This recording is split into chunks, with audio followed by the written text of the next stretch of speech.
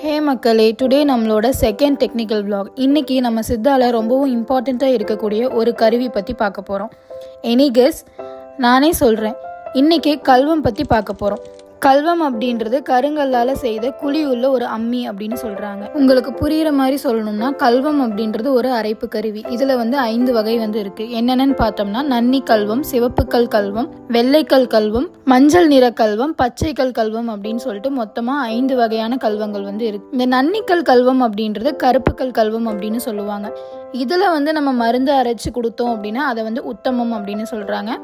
சிவப்புக்கல் கல்வம் அப்படின்றது சன்னிபாத நோய்கள் சரியாகும் அப்படின்னு சொல்கிறாங்க. இதுலேயும் நம்ம மருந்து அரைச்சி கொடுத்தோம்னா அதை உத்தமம் அப்படின்னு சொல்கிறாங்க. வெள்ளைக்கல் கல்வத்தில் நம்ம அரைக்கும் போது அந்த மருந்தோட குணமும் வேகமும் அழியும்னு சொல்கிறாங்க. அடுத்தது மஞ்சள் நிறக்கல். இதில் என்ன ஆகும்னா பிணிகள் நீங்காது அப்படின்னு சொல்கிறாங்க. பச்சைக்கல் கல்வம் அப்படின்றது மிக சிறந்தது அப்படின்னும் இது கிடைப்பது அருமை அப்படின்னு சொல்லிட்டு குணப்பாடம் தாது புக்கில் கொடுத்துருக்காங்க. இது மட்டும் இல்லாமல் இன்னும் சில வகைகள் இருக்குது.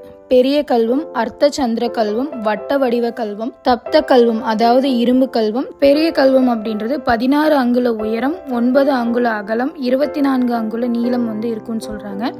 இதில் இருக்கக்கூடிய குளவிக்கல் 12 அங்குல உயரம், 10 அங்குல விட்டம் இருக்குன்னு சொல்கிறாங்க. அடுத்தது அர்த்த சந்திர கல்வம். இது 10 அடி உயரம் இருக்கும், 16 அடி நீளம் இருக்கும், 10 அடி அகலம் இருக்கும். இதோட குளவிக்கல் 12 அடி உயரம் இருக்குன்னு சொல்கிறாங்க.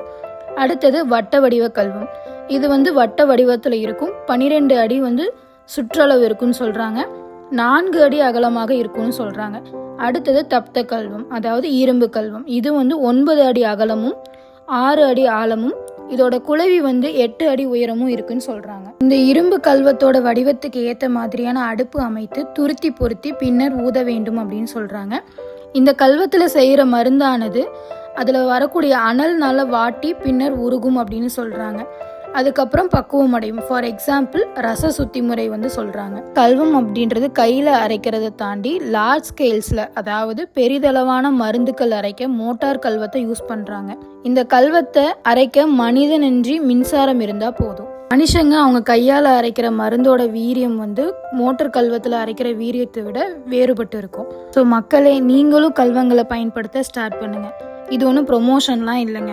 உங்களுக்கு கல்வம் எங்கே கிடைக்கணும்னு தெரிஞ்சால் ஃபாலோ பண்ணிட்டு டிஎம் பண்ணுங்கள், டீட்டெயில்ஸ் ஷேர் பண்ணுறேன். பாய்.